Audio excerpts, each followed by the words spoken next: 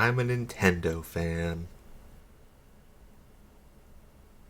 When thinking of being a fan of Nintendo, what more exciting time is there than E3?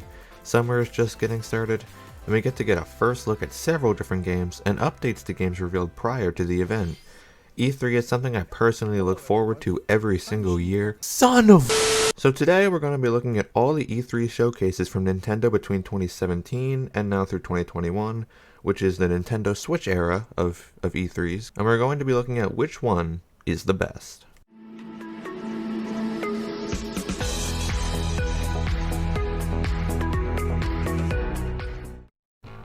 So E3 2017 started off with a spotlight showing off ARMS and FIFA.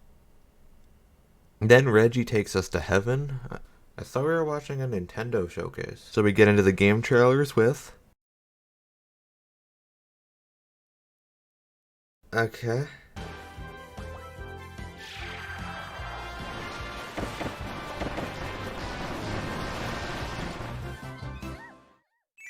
This looks really generic. We also get told by the Pokemon company that they are in fact making a video game.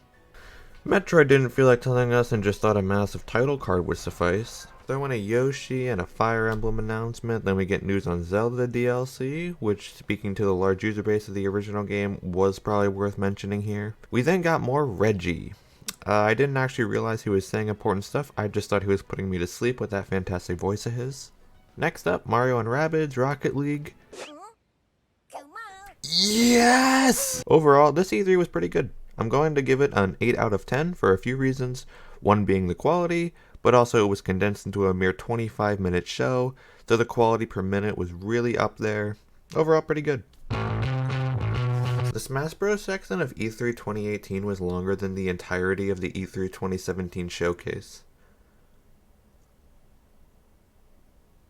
Nintendo just said to hell with it. For the show, Nintendo released a pre-recorded Nintendo Direct at a length of 45 minutes. 30 of those minutes were Super Smash Bros. Now I almost wonder what Nintendo would have done if they didn't have Smash this year. Clearly that was the focal point of the show besides two other first-party titles, which was Mario Party and everybody outside of Japan's favorite Nintendo game series, Fire Emblem Three Houses. Now that was pretty much everything announced at E3 2018. E3 2019 starts just like any average day with the Smash reveal of a sword fighter from an RPG, followed by a trailer for that same RPG. We got a look at Luigi's Mansion 3, which looked great, and it is a fantastic game, by the way. Play it. As well as Link's Awakening. We also got The Witcher, which is like, we didn't have a good open world adventure game for the Switch, so thank God. And then we look at Pokemon. Mario and Sonic, Animal Crossing, Breath of the Wild 2, Marvel Ultimate Alliance 3. This is the best one. And finally, the most recent E3.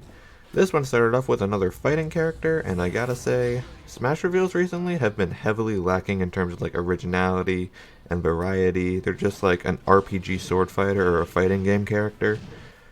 And then Steve from Minecraft. Now Super Monkey Ball Banana Mania, 20th anniversary collection for a series that hasn't been supported for 7 years. Banana Mania looks really fun, however. It sort of reminds me of Mario Party's return to form. It's a blast from parties past, and you're invited. Ready for another round? Oh my god. This would have worked better as just DLC for Super Mario Party. Just really adds retro maps, mini games, and put like 20 to 30 bucks on it. I don't know why this warrants a full $60 release. Now this one does warrant that. First new 2D Metroid in 19 years, and yes, I will admit I was one of the nerds who was yelling Samus Returns at my monitor, not realizing it was a remake. Mario Golf got a highlight, and we also got a look at some $50 micro games. I'm sure WarioWare will be fun, and it does look fun. I'm just saying $50 for some micro games might be a bit of a steep price. We also got to look at Advance Wars, which is a thing I've never heard of before, but I've heard other YouTubers say it's a cool announcement, so... $60 Wii port with no enhancements, a 40-year-old gaming handheld with Zelda on it, and our second look at Breath of the Wild 2. And let me tell you, this game looks incredible.